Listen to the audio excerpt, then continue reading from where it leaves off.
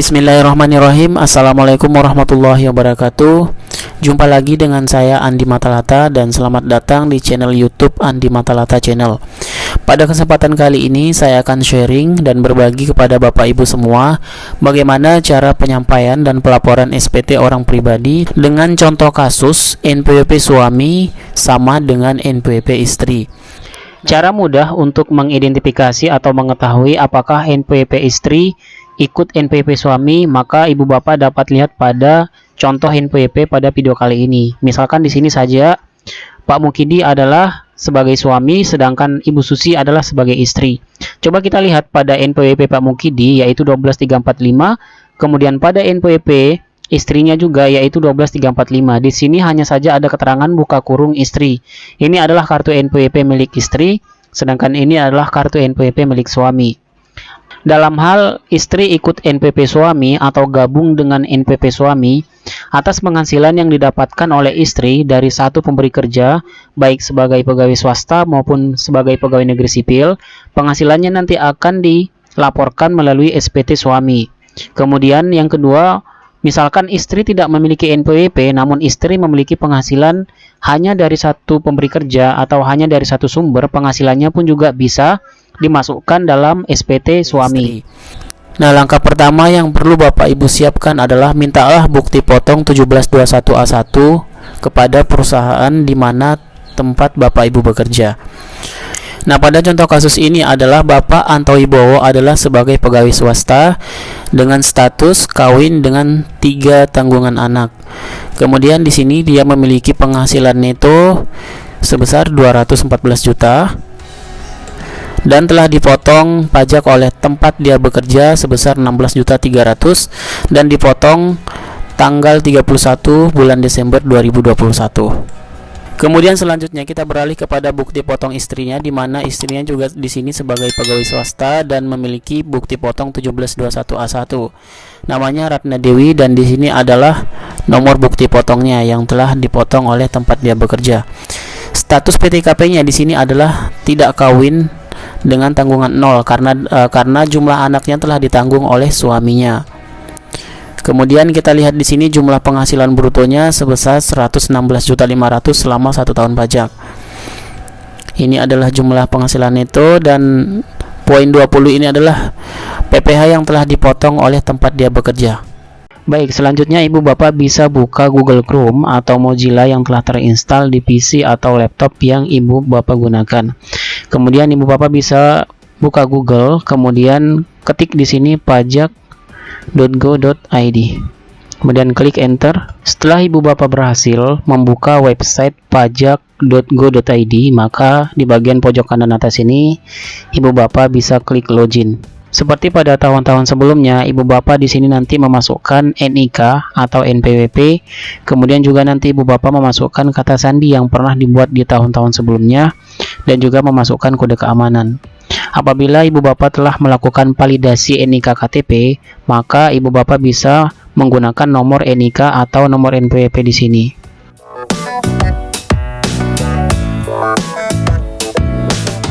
Jika ibu bapak telah berhasil login atau masuk ke menu DJP online, maka pada bagian ini ibu bapak bisa klik pada menu lapor. Kemudian ibu bapak bisa klik pada menu e-filing. Selanjutnya ibu bapak bisa klik pada menu buat SPT. Ibu bapak akan menemukan pertanyaan-pertanyaan yang sama seperti tahun sebelumnya. Apakah Anda menjalankan usaha atau pekerjaan bebas? Pilih tidak. Apakah Anda seorang suami atau istri yang menjalankan kewajiban perpajakan terpisah atau pisah harta? Pilih tidak. Apakah penghasilan bruto yang Anda peroleh selama setahun kurang dari 60 juta rupiah? Pilih tidak. Anda dapat menggunakan formulir 1770 sederhana atau S.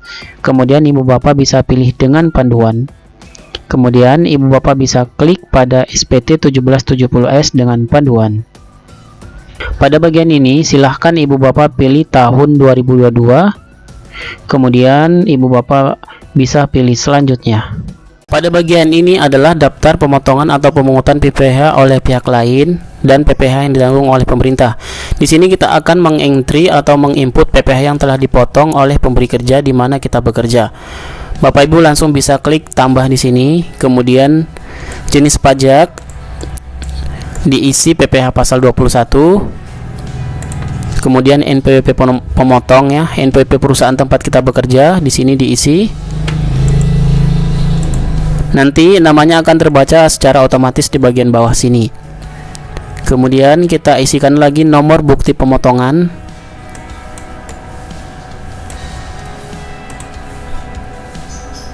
tanggal, kemudian jumlah PPh yang dipotong atau dipungut.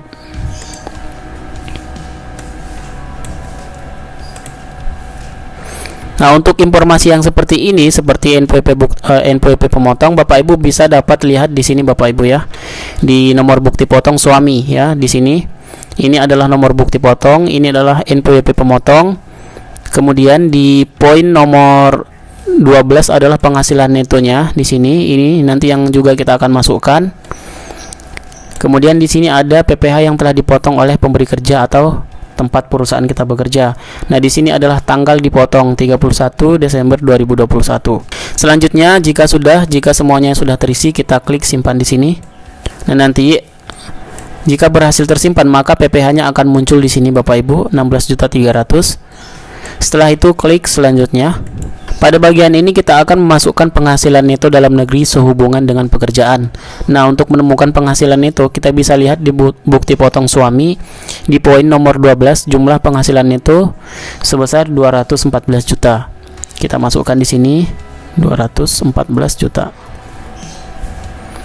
Jika sudah, klik selanjutnya. Apakah Anda memiliki penghasilan dalam negeri lainnya? Pilih tidak di sini. Klik selanjutnya. Apakah Anda memiliki penghasilan luar negeri? Pilih tidak. Kemudian klik selanjutnya. Apakah Anda memiliki penghasilan yang tidak termasuk objek pajak? Pilih tidak. Klik selanjutnya di sini. Apakah Anda memiliki penghasilan yang pajaknya sudah dipotong secara final? Nah, di sini kita klik ya. Kemudian di bagian tambah sini kita bisa klik tambah di sini.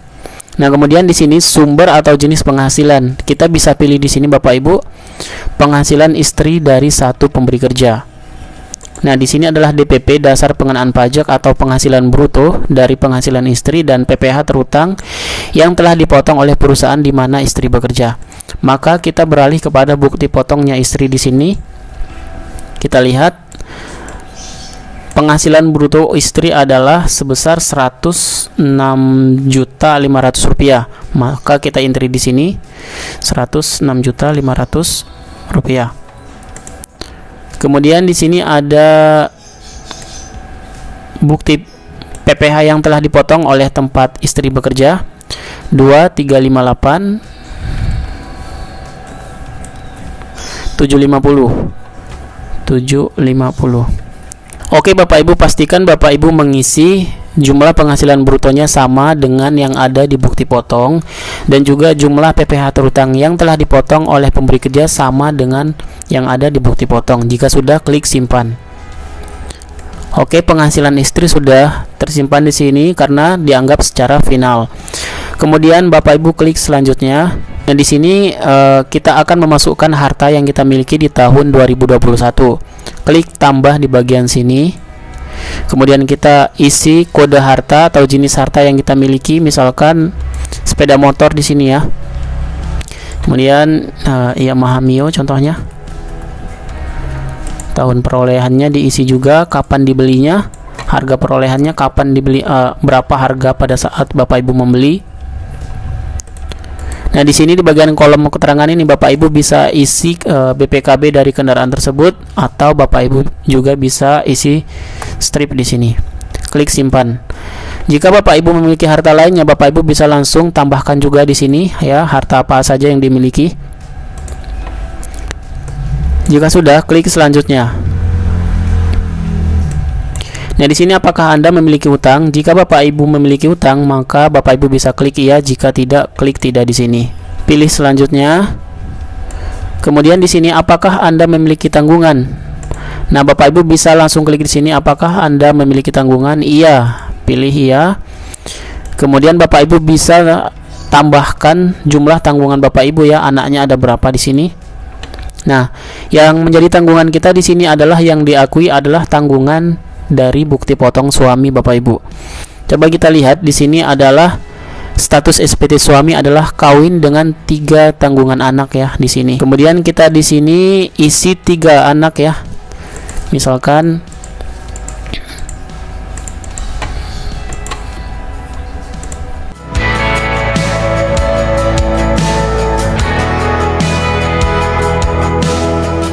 nah, ini Bapak Ibu adalah jumlah 3 tanggungan yang udah saya entry, 3 anak kandung ya di sini.